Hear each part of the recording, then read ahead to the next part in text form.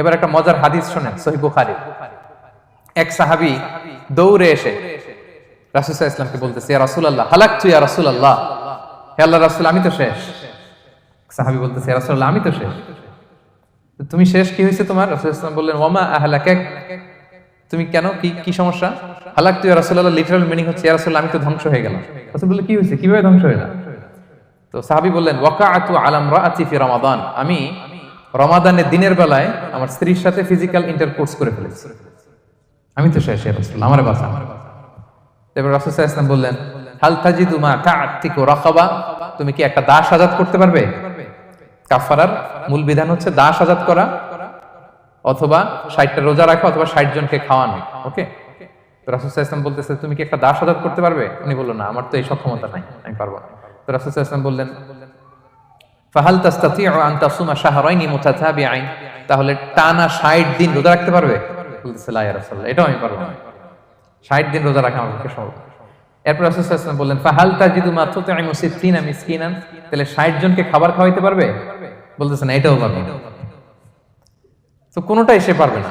এবার উনি বসে রইলেন।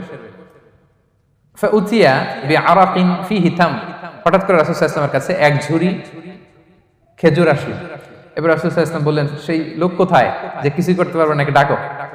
এবার আসলে এবার রাসূল সাল্লাল্লাহু আলাইহি ওয়াসাল্লাম বললেন, তুমি দাসও আযাদ করতে পারবে না, 60 দিন রোজা রাখার নিয়ম এটাও পারবে না, 60 জনকে খাওয়ানো এটারও সক্ষমতা নাই, তাহলে এই যে এক ঝুড়ি খেজুর আসছে আমার কাছে, সাদাকার খেজুর, যাও এটা তুমি দান করে দাও আল্লাহর রাস্তায়।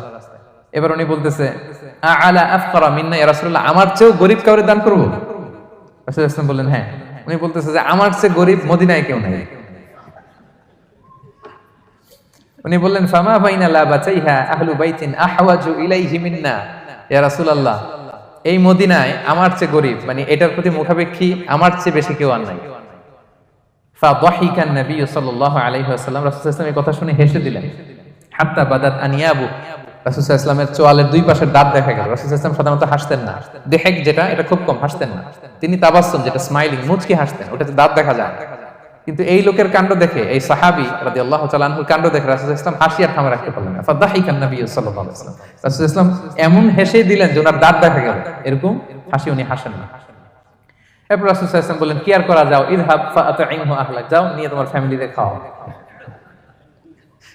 করছো তুমি বড় ভুল, এখানে কাফারা দিতে হবে, 60টা রোজা রাখা, দাস মুক্তি, 60 জনকে খাওয়ানো, কিছুই পারবা না। আসলো খেজুরের বক্স, তোমার সাহায্য করার জন্য দিলাম, যাও এটা সদকা করো। এখন তুমি বলতেছো তোমার চেয়ে গরীব আর মদিনায় কেউ নেই, তো কি আর করা, যাও তুমি খাও। তো এই মজার হাদিসটা এই কাফারা রিলেটেড হাদিসের মধ্যে এসেছে।